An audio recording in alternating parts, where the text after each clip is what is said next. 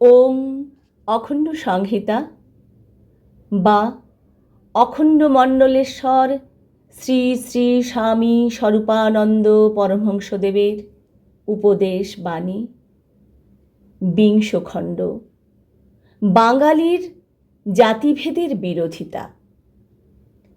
জাতিভেদের কথা উঠিতে শ্রী শ্রী বাবামণি বলিলেন, বঙ্গদেশে জাতিভেদ প্রথা নিতান্ত শিথিল।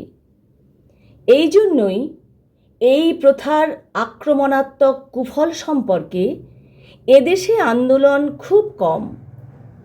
অন্যত্র জাতিভেদ প্রথার রূপ অত্যন্ত কুৎসিত এবং বিভৎস। বড় জাতের লোকের কুয়া থেকে ছোট জাতের লোক জল তুলতে অধিকারী হবে না। কেউ জোর করে বা অজ্ঞানতাবশত তুললে তার পিঠের চামড়াও যেতে পারে, ঘাড়ের মাথাটাও যেতে পারে। বড় জাতের লোকের পুকুরে ছোট জাতের লোক স্নান করলে তাকে বেদম প্রহার তো সহ্য করতেই হবে। এমনকি সে যদি স্ত্রীলোকও হয় তবু তাকে উলঙ্গিনী করে সারা গ্রামে প্রদর্শনী করে বেড়ানো পর্যন্ত হতে পারে। বড় জাতের লোক যে রাস্তা দিয়ে হাঁটবে, ছোট জাতের লোকদের সেই রাস্তায় কদাচ পদার্পণ করতে দেওয়া হবে না। কেউ দুঃসাহস করে পদার্পণ করলে সঙ্গে সঙ্গে তার জাতের সমস্ত লোকের বাড়িঘর দলবদ্ধ হয়ে অগ্নিদগ্ধ করা হবে। বঙ্গদেশের বাইরে ভারতের নানা স্থানে ছোট জাত নামে পরিচিত সম্প্রদায়ের লোকদের উপরে এসব অত্যাচার হয়ে থাকে। বঙ্গদেশে এসব বলতে গেলে নেই। তবু বঙ্গীয় সমাজ সংস্কারীরা জাতিভেদ প্রথার বিরুদ্ধে নানা সময়ে যে তীব্র আন্দোলন করেছেন তারও তুলনা নেই। এ আন্দোলনের আসল কথাটা হলো মানুষে মানুষে সমতার প্রতিষ্ঠা।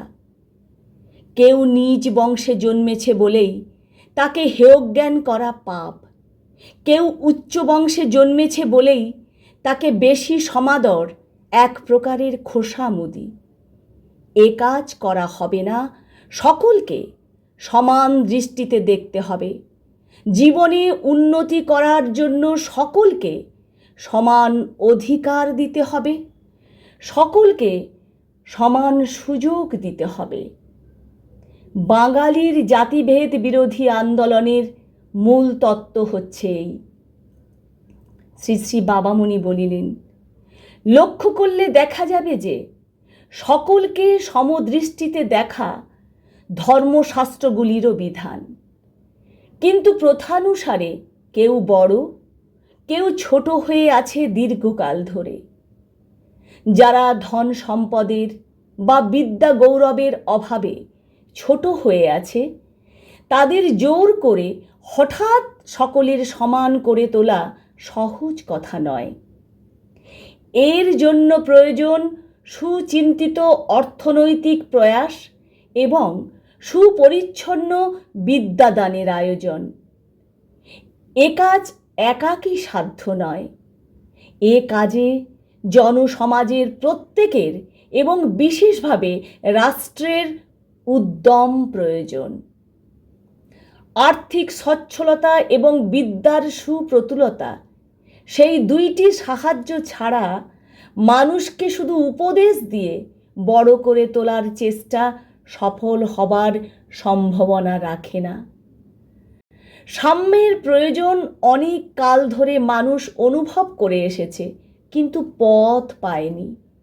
কেননা যে যা চেষ্টা করেছে সবই করেছে একা নিজের জন্য। সকলের জন্য সকলের চেষ্টা তো কখনো হয়নি। সকলের জন্য সকলকে চেষ্টান্বিত করতে হবে।